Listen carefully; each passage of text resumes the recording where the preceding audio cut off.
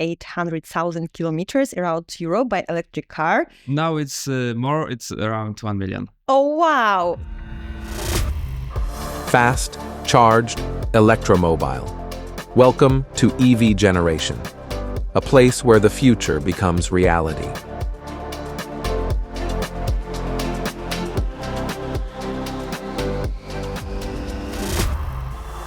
Welcome to another episode of EV Generation podcast, where we guide you through topics from ecology and technology to lifestyle and new mobility trends. My name is Marina. I am passionate about e-mobility, sustainable transportation, and ecology. And my guest today is Daniel Grzyb, owner of electric car rental company EV9, YouTuber and promoter of e-mobility. Hi Daniel, it's very nice to host you here again. Hi Marina, thank you for invitation. It's very nice to be here again. You're a very experienced traveler. I guess you have covered already maybe 800,000 kilometers around Europe by electric car. Now it's more, it's around 1 million. Oh, wow. Yeah. So could you tell us about your last longer trip? That's why I was late today, because 2 days ago I came back from Croatia, and 1 month ago I was in Croatia also, and 1 month ago I was in Spain. So in this year I visited many countries, and I'm making around 100 to 20,000 kilometers per year by electric vehicles. For me, it sounds so excited. It is. I last participated in EV Experience event where I had possibility to drive different electric vehicles, and I'm sure that if someone just try one time ride electric car, it's 90% of chance that he will love this vehicle. Yes. But there is perception that electric car is not suitable for longer trip. Yeah, this thing are saying people who didn't try. Because I'm saying all the time that you need to try, you need to go and see how it looks today. Because many people think that if you go to, for example, Croatia, as I was 2 days ago, you will charge around 3, 4, 5, 6 hours, and it's not true. Because when I was going from Katowice, from Poland, to Croatia, I spent 3 or 4 times charging. In total, it was around 55, I think, or 56 minutes of charging from Poland to Croatia. So I think that if normal driver will go with internal combustion engine car, he will stop many times for coffee, for break, for toilet. So I think that the time is the same, and I feel it, because when I was driving before electric vehicle, normal car, gasoline car, I was making stops like one stops per every 200-300 kilometers. So now I have the same, but I just need to plan where it will be, because I need to plan my charging. But it is more easier every year, because a few years ago I started driving electric vehicles 7 years ago. So then it was like, no, if you are going to, for example, Italy or Germany, you need stop where is exactly a charging station, and there was not a lot of this charging station. But now you can stop everywhere, almost everywhere. It depends where you are driving, because in Austria, for example, you have charging station in many petrol stations on the highway. In Germany, the same. In Croatia, it's not like Austria or Germany, because sometimes you need to pass through the highway and find some charging station, but it's very easy. And now I'm saying that it's not very difficult, and you don't need to like few years ago stay on your phone before starting the trip and planning. You just go into the car, and when your battery is around 20% or 15%, you look to your app and you're looking for some nearest charging station, and you stop and go. It's very easy now. But I guess a lot of cars just plans your road for you. I mean, they take into account your level of the battery, available charging points along the way, and that's it. You don't need to do anything additionally. Yeah, exactly. Many cars are planning for all trip, and I have good example because when I was 1 month ago in Spain, it was my first time going with electric vehicle to Spain. I was driving the car with one of the biggest ranges on the market now, and it was very easy because I had around 2,400 kilometers to Spain from Poland, and I was charging I think 5 times, and the car planned all my trip, and I was trying to go as he wanted, and it works. So it was very good and very easy because I said that I will just trust the computer and will see how it work, and it worked, and the charging stops was very quick, very short. Every I think 300 or 400 kilometers, so it's very easy, and now you can trust the system with planning. So how to prepare for such trip? Do you have some advices? Do we need to do something special when we are going to longer trip by electric vehicle? Since few years, no. I'm not doing anything with planning. I mean, I don't search any charging station. Sometimes I'm checking the taxes or Passes, road passes. Yeah, road passes. That's all. I'm not checking the charging station. And sometimes I'm checking the charging station next to my point where I'm going. For example, in my hotel, I will have some opportunity to charge my car. But usually I'm not doing anything. As I said before, it's not like a few years ago. You don't need to plan because you have many charging stations. And last time when I was making movie about, I started challenge 1,000 kilometers in Poland, and every car I have to test. I'm trying on my road 1,000 kilometers.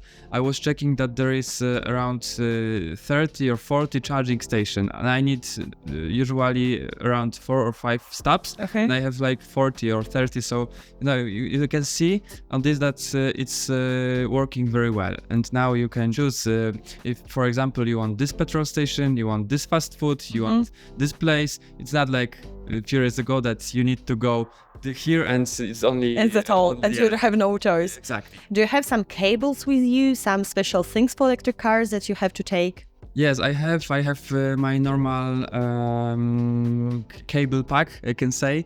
I have, of course, cable type 2 for charging point AC. But I'm not using this very often. Sometimes in some hotels when I'm staying, there is charging station AC, so I'm charging like 8 hours when I'm sleeping. But not very often, and sometimes if I don't have a lot of space, I'm not taking this cable. And also I have my stuff for charging from normal sockets, and it's okay because sometimes when I'm taking some Airbnb, for example, in Croatia, and I have opportunity to charge from normal sockets, I'm just plug in for 3 days, and I don't care that it's taking 24 hours to charge because I'm staying like 3 days. So it's very good because very often when you are going somewhere with electric vehicles and you have, for example, some house, you can charge. Of course, you need to ask the owner if you can or pay extra, but I think that is the best option because when you are going normal car, you need to go to petrol station, and when I'm going with my car, I'm going there and I'm arriving on 5 or 10%, then I'm staying there 2 or 3 days. I'm charging, usually it's for free, so you have like 300 or 400 kilometers of range for free, and then you don't need to lose your time. And it's the same in Poland or in your home. If you have electric vehicles and you can charge in your home, you don't lose this time because people very often are scared because of charging time. They are saying like, I can't drive electric vehicles because I don't have time for charging. But if, for example, 50% of Polish people live in homes, not in flats, and they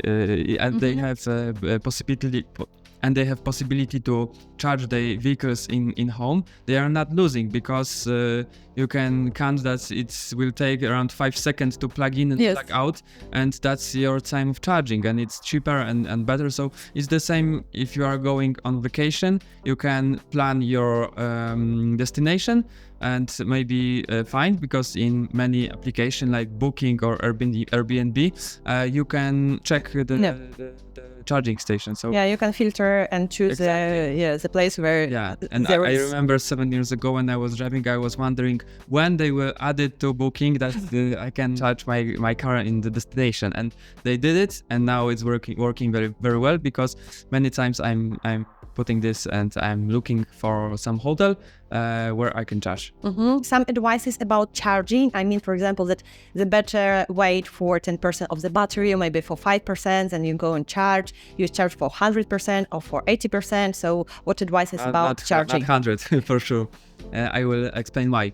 If you are charging from 80%, for example, to 900%, you will lose your time on trip, because in every electric vehicle, the fastest way to charge is charge to around 60, 70 or 80%, because it's the fastest way, because the power is slowing, is going down after 60, 70, 80%. It depends of the car. So it depends also which car you are driving.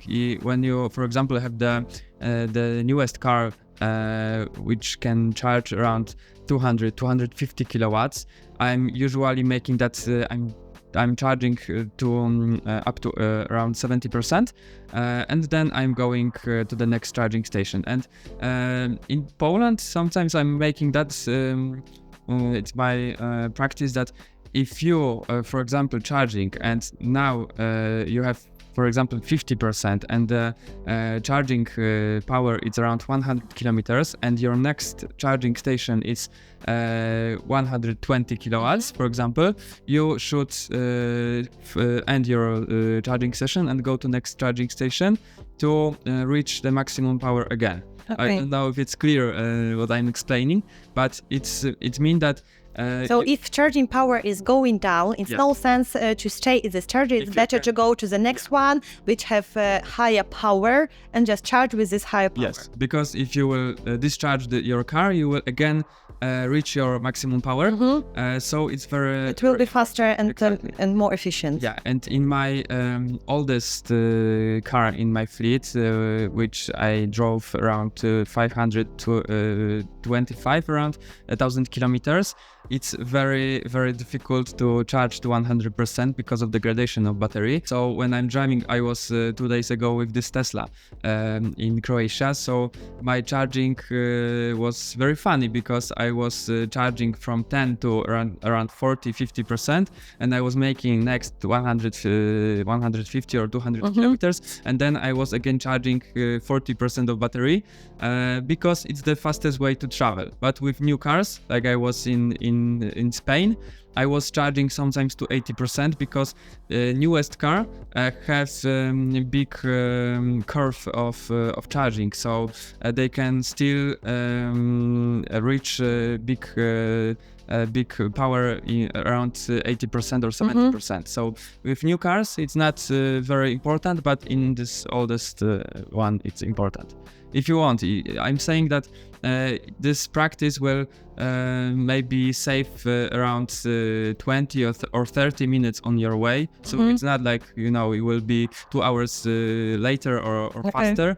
But if you want to go as quick as you want, because it's your vacation and you don't want to lose your time on trip or charging, it's very very important to charge as short, It's better to charge more times, but shorter with higher power. Exactly. Okay. And what about maintenance? What about services? What if something happens in our trip, and we know that it's no problem to find service for standard car, with internal combustion engine. But what about services that specialize in electric cars? It's hard to say now, because I didn't have any situation like this, I think, abroad, because I had few situations in Poland, but not abroad, because usually I'm driving with new cars, so they are okay with the trip. So hopefully I didn't have any situation like this. But you have your assistance, so I think that the most important thing is to check your assistance. If you are going, for example, to France or Italy, you should check if your insurance cover some cost of towing or something abroad in this country where you are traveling. I think that this is important, and I hope that you will not need that. Okay, I hope so, but it's better to ask. And maybe some advice is how to drive economically. But you said about that. So to plug in our hotel, to charge overnight if you have a house, so just take your cable, and if you could charge overnight during your vacation, for example, but maybe some more advices? No, I think that's the most important. You don't need to drive like 100 kilometers on the highway because 100 kilometers per hour, because it's not necessary. I think that driving 130 or 40, it's not a big deal. Because maybe you will save, when you are driving 100 kilometers per hour, you will save maybe 5 kilowatt hours on every 100 kilometers, and you will maybe save some money, but you will I'm losing my time, yeah. So I prefer to go faster, and I even prefer to drive faster and stay longer on charging station, because then I have time for me, so I can make some movies, I can work, I can eat something. So my advice is that if you don't like to spend 5 hours in your car and driving, go as fast as you can. Of course, you need to check the rules on the country where you're driving, and spend more time on charging station. I was talking with drivers of electric vehicles, and most of them saying that it just make your ride more pleasant, because you're just not driving 5 hours without any stops, but you can just stop, relax, eat something, drink something, just to make another thing, not driving. Yes. And you are not so tired when you drive to your point. Yes, that's what I'm saying since few years. Because when you are driving electric vehicle, you are not so tired because of two things. One of these things is the loud. It's in the electric vehicles, it's not so loud, so you are not so tired. The second thing is stops, because every 200, 300 or 400, depends how fast you are going, you need to stop. And then you are, it's your break, so you don't feel so tired. And I feel it because when I switched to electric vehicles, I sometimes made something like this, that I was driving 800 kilometers without stops. And I was, after 800 kilometers, when I go from the car, I was like zombie. And the last thing, it's in my car, autopilot. I know that many new cars have this function, but I'm driving Tesla with autopilot, and because of autopilot, I don't feel so tired, because I don't need to, drive by myself all the time. I'm just checking how it's working, the computer, and how it's going, and that's why I can now make my record is like 2,000 kilometers in one day, and I'm not like zombie. But in the previous car, normal car, internal combustion engine, I was more tired because of. I guess that this thing is what we have, thanks to new mobility, we could also implement in our daily life. I mean, often we're just running without stops, because we have a lot of tasks, a lot of things to do. But sometimes it's better to do it slow way, and then you can make bigger results. Exactly. What about costs? How much does it cost such a travel by electric car around Europe? It depends on the country. Before we start talking, I checked the prices in Norway, and it's a very good price when you look on Polish prices, because now in Poland, maybe in euro, it's like 50 cents or 60 cents per kilowatt hour, and usually you are using on a highway around 20 kilowatt hours, maybe 18, maybe 22, but around 20 kilowatt hours. So it's easily to count that you will pay around 10 euro per every 100 kilometers. And now I think that the price of every 100 kilometers it's very similar to petrol, because the price of energy last time go higher, so it's not as cheap as it was a few years ago. But in many countries like Norway, as I said, you have better prices, because when I check now in Oslo today, because it's changing all the time, because they have another system, you will pay around 20 cents for a kilowatt hour. I'm talking about ultra fast charging station. It's really a very good price. Yeah, very good price. And if you are charging slower, usually you have a better price. So I like it in electric vehicles, because when you have time, if you don't have time and you need to charge as fast as you can, so you are going, for example, to Ionity or Ecoen or other station, you will charge with power around 250 kilowatts. You will pay more, but if you have if you have time, and for example you want to go to restaurants and you know that you will spend there 1 hour or 2 hours, you can choose the slower charging station and pay less. So it's good opportunity. Or even if you are charging in your hotel, you can charge on AC charging station, and you will charge 8 hours, and you will pay half of the price of this ultra fast charging station. So it's good, because you have opportunity to choose your price. Because in petrol stations you have 1 or 2 or 5 cents difference, and with electric vehicles you have 50%, or even you have still some charging station where you can charge for free, like in some supermarkets. I don't like it, because it's not good to give energy for free, because I saw many situations, very bad situation, because of free charging station. I guess it's just for the beginning. I guess it will not be solution for the long time, because it couldn't be. Yeah, and I'm waiting when they will stop it, because 2 or 3 times I saw a fight on charging station, because 2 guys come and they was talking who was first, and then they was somebody it was very terrible. And I don't think that it's good way to promote electromobility. I think that even small price like 10 cents or 50 cents, just small price will resolve this problem. So I think that free charging stations are not okay. So I guess it will be changed. Okay, I guess it will be a very interesting project to go to one place, buy electric car and car with internal combustion engine, and just compare costs and compare how long does it take to have this statistic to show how does it like. I have surprised, because I already did that.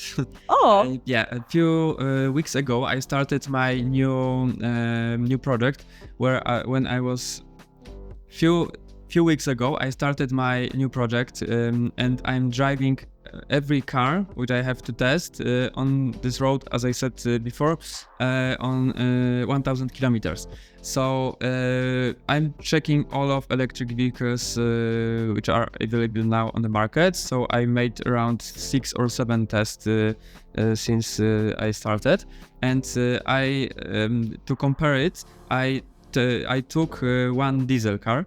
So when I made this trip 1000 kilometers with diesel, I stopped just one time for toilet and coffee, and the stops it was 10 minutes, and I made this way in 8 hours and 5 minutes. And the fastest car after that, it was Mercedes EQS, which I stopped 2 times. And the travel time, it was 9 hours and 40 minutes. So it was 70 minutes longer with one of the best electric vehicles now on the market, with the one of the highest ranges.